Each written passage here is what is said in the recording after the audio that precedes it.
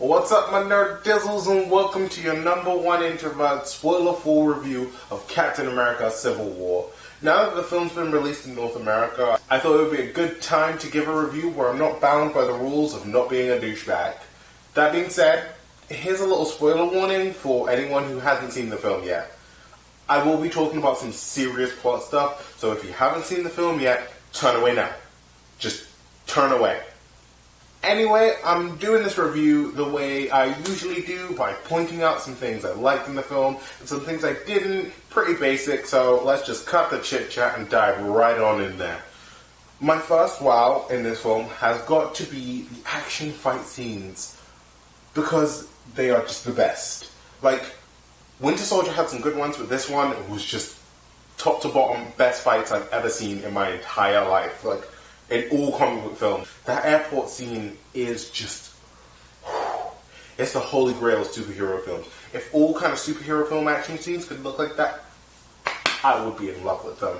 I'm not gonna lie to you. And seriously, if the fights in this film are any indicators of what the Russo brothers have in store for Infinity Wars, then I am most definitely in and excited. I will buy a ticket right now. Even if the first one's good and the second one's bad, I'll still buy a ticket to both, because I would do that even if they're both bad. Even if the fight scenes weren't that good, I'd probably still do that. My second wow has got to be the characters in this film.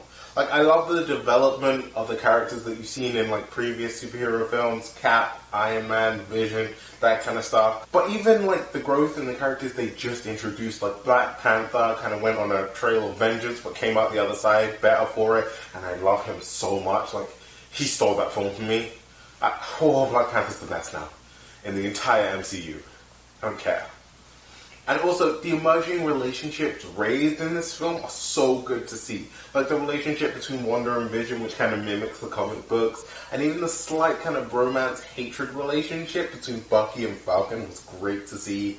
And another thing that they did, which I thought was really, really amazingly cool, is there was like a little bit of a sub-growth with Wanda's character, but she was kind of seen by the world as a villain like she is in the comics, which was great for me to see. My third wow is something I said in my spoiler-free review, but I'm going to say it again anyway, and it's that the film has more to it than you see in the trailers.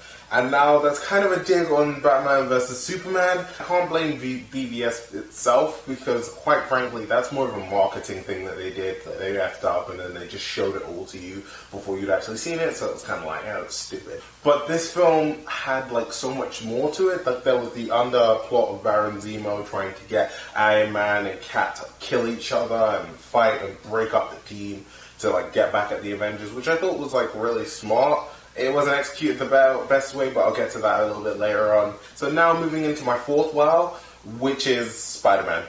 I mean, like, Spider-Man. Alright. I loved Tom Holland as Spider-Man. He rocked this role, and I don't care what anyone says. It was great to see, and to me, it seemed like he wasn't even trying to be like classic Earth 616 Spider-Man, but classic Ultimate Spider-Man. You know, not Miles Morales Spider-Man. Peter Parker, original Ultimate Spider-Man. He had this wit and sarcasm cradled with this kind of awkwardness, and I loved it. And it was like really cool to see, because I'm like, alright, cool, if we're going to do it different than the others have. Don't be like Andrew Garfield and be like a terrible Peter Parker but then a great Spider-Man, or Tobey Maguire, where you're a great Peter Parker but a subpar Spider-Man. It didn't really make any sense to me. And I'm so excited to see him in more films, and I love it. But now we have to get into some gripes, because I wouldn't be a fair reviewer if I just went on and on about the praises of this film. I mean, there were bad things too. Now, my first gripe is one that unfortunately nothing can really be done about, and it's CGI. Not to say that this film has bad CGI. It's not like Phantom Menace level bad. It's just kind of like, it's really apparent in this film, especially when you see Spider-Man, because his whole kind of suit is CGI, and it like really takes you out of the film. Like, you're watching it and you're like, even Wanda's moves with her powers seems kind of organic. And then when Spider-Man swings in, you're like, oh god, that's kind of, like, you can tell that that's an animation and it kind of pulls you away from it. Now, I get that CGI is the technology of the time and they're going to use it in all films because, quite frankly, it's like inventive, it's easier to use, and I understand that. I study films, I get that. you have to move with the times. But guys, can we not make it a little bit more seamless, a little bit more, flow a little bit better? Not so like last minute patchy. It takes me out of the film, and I don't want that.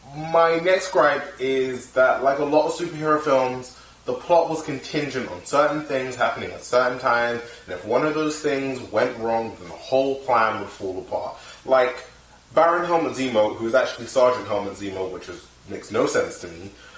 He plans all this stuff to get Tony and Cap to fight, which involves like a woman whose son died in Sokovia being at MIT at the exact time that Tony Stark would come out, so she could show a picture of her son and make him feel guilty, and then sign the Sokovia Accords, which he would have to know about in the first place. And I don't think you know about high-level government stuff. Sure, you're a sergeant in the Sokovian army or like military or Black Ops or whatever the hell you were doing, but that doesn't give you authority to find out this stuff. Like, come on. Seriously, your plan was so contingent on these tiny things happening, and it actually happened. Now, I know it's a superhero film, so I gotta suspend my disbelief and then go with this enchanted world, which I love doing, and I can do. But when something like that happens, and I'm like, wait, what? Come on, guys. Like, I just need a story that's at least kind of tethered in reality, where it's like, yeah, you have a massive plan, but like it's contingent on one tiny domino. That domino gets kicked out, you're screwed. Now, my third and final gripe is a bit of a weird one, but it's one that I'm very serious about, and it's Aunt May. More specifically, Marissa Tomei as Aunt May. MCU, lesson for you. Don't make Aunt May hot.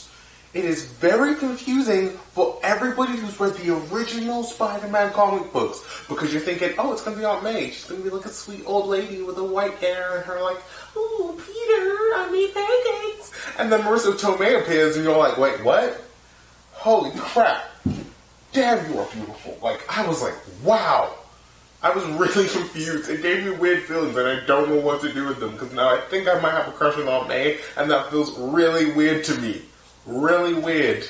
Like, don't get me wrong, Marissa Tomei is a beautiful woman, and she'd be perfect in that role. She'd be very motherly and very caring, but it's very confusing for me. I mean, like, how old is Marissa Tomei anyway? She's like 30? She's 51? And to wrap it all up, my score for this kind of stays the same as in my spoiler-free review, but it's a 9 out of 10, because quite frankly, like, even the Aunt May thing was weird, but it's kind of like, I could push past that. Lots of concentration, but I can push past it. So anyway, that's just been my opinion. I'd love to hear your opinion down in the comment section down below. Don't forget to hit me up with a like and maybe share the video, on Twitter or Facebook. And subscribe if you're feeling generous. I've been Kyron. Peace out, and I'll catch you on the flip.